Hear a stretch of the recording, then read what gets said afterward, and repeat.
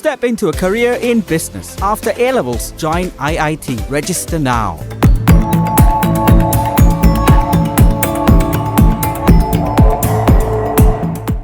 President Anura Kumara Dissanayake has instructed officials to urgently repair canals and drainage systems in Colombo, following a sharp increase in dengue and chikungunya cases.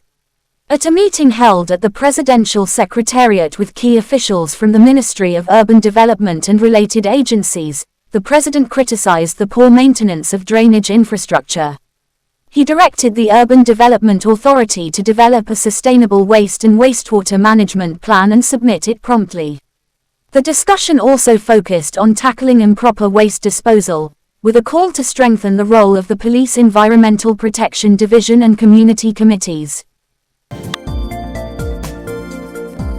For more latest news, subscribe to FTTV.